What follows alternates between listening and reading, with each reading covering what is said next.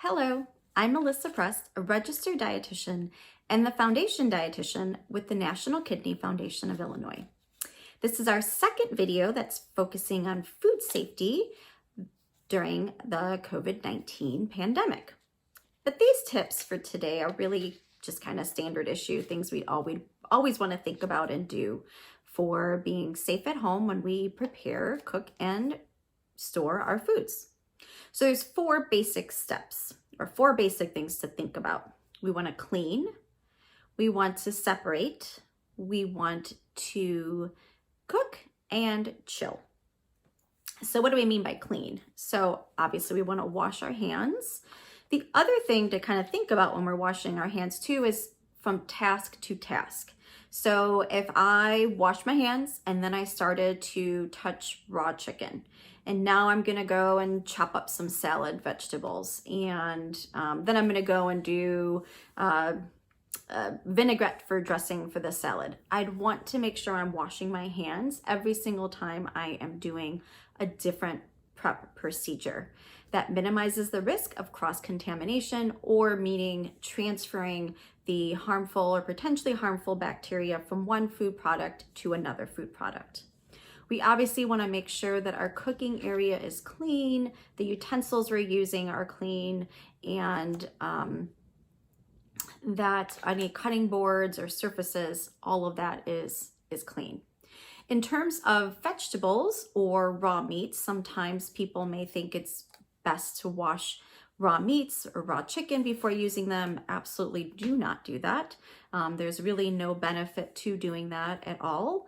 But for raw vegetables or raw fruits, just running them under cold water or warm water, and using, either you can use a vegetable cloth that's got a little scrub on it, or a little vegetable brush, and you can kind of gently scrub the surface of the fruit and vegetable.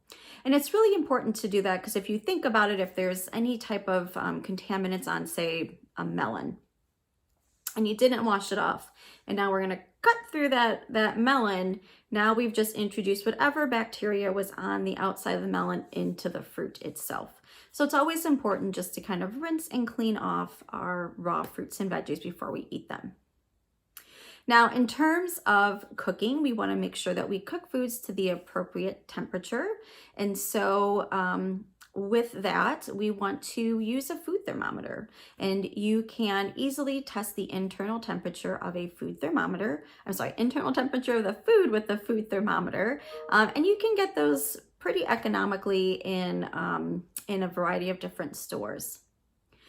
The other thing that we want to think about is separating. So even before we get to the cooking part, we want to make sure that we keep our food separate. So part of that is also even in the storage part of it. We never want to store raw food on top of or over things that are cooked. So if you think about, I've cooked something, it's been storing in the fridge, I went to the grocery store, I brought home some raw chicken, and I put that on a shelf above that cooked food.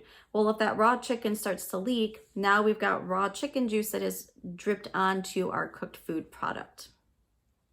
But we also want to keep things like cutting boards separate from raw chicken or raw fish, from maybe a cutting board for vegetables. So you want to kind of use separate cutting boards, or if we don't have separate cutting boards, make sure you're washing the cutting boards in between whatever you're using on the cutting board.